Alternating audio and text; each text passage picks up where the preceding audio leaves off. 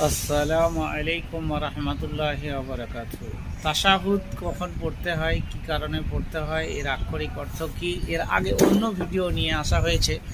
আজকে যেটা নেওয়া হচ্ছে সেটা হচ্ছে আত্তাহিয়াতু লিল্লাহি ওয়াসসালাওয়াতু ওয়াত-তাইয়্যিবাতু আসসালামু আলাইকা আইয়ুহান নাবিয়্যু ওয়া রাহমাতুল্লাহি ওয়া বারাকাতুহু আসসালামু আলাইনা ওয়া আলা ইবাদিল্লাহিস সালিহিন। আশহাদু আল্লা ইলাহা ইল্লাল্লাহু ওয়া আশহাদু আন্না মুহাম্মাদান আবদুহু ওয়া রাসূলুহু। দুরিকাত পড়ে আবার সেম দুরিকাতের মতো নামাজ পড়বেন, তখন কিন্তু সূরা ফাতিহা বই অন্য কিছু না পড়াই ভালো। পড়ার কোনো নিয়ম নেই, সূরা ফাতিহাই পড়তে হবে। সেম আবার চতুর্থ রাকাতে গিয়ে আপনি আত্তাহিয়াতু পড়বেন। আত্তাহিয়াতুর পরে যেটা পড়তে হবে সেটা হচ্ছে দরুদ শরীফ। দরুদ কি পড়েন আপনারা?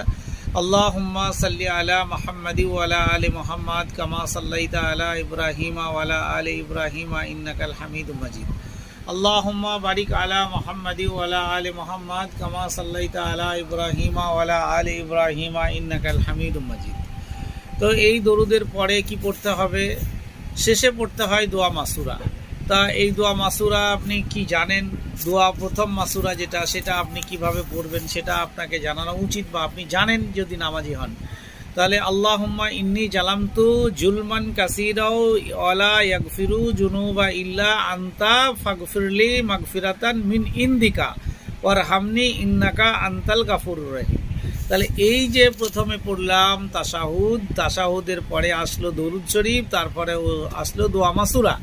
তো দোয়া মাসুরার পরেও যদি আপনার কিছু দোয়া দরুদের প্রয়োজন মনে হয় সেখানে আপনি পড়তে পারেন, সেগুলো কিন্তু প্রযোজ্য বিষয় হওয়াতে চাই। তা প্রথম দোয়া মাসুরার আক্ষরিক অর্থ কি বলতে চেয়েছে সেটা আপনাকে বলি। হে আল্লাহ, আমি নিজের উপর বহু অত্যাচার করেছি। আল্লাহুম্মা ইন্নী জালামতু নাফসি জুলমান কাসিরাও। এখানে বলে যে হে আল্লাহ, আমি নিজের উপর বহু অত্যাচার করেছি, তুমি ছাড়া এই গুনাহগুলো ক্ষমা করার আর কেউ নেই। সুতরাং তুমি নিজেই আমার পাপগুলো ক্ষমা করো এবং আমার উপর দয়া করো, নিশ্চয়ই তুমি ক্ষমাশীল ও দয়াশীল। এটা গেল দোয়া মাসুরার আক্ষরিক অর্থ।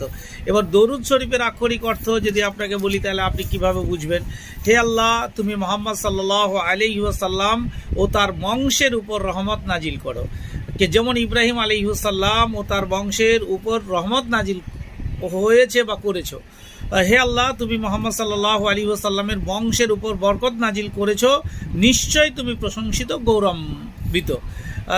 তারপরে আত্তাহিয়াত দরুদ পড়া শেষে যেটা সালাম ফেরানোর আগে বললাম সেটা হচ্ছে তাশাহুদ। তাহলে আত্তাহিয়াতুর আক্ষরিক অর্থ সেটা কি, সেটা আপনাকে বলা হয়েছে যে সব রকম মৌখিক, শারীরিক, আর্থিক ইবাদত উপাসনা একমাত্র আল্লাহরই জন্য।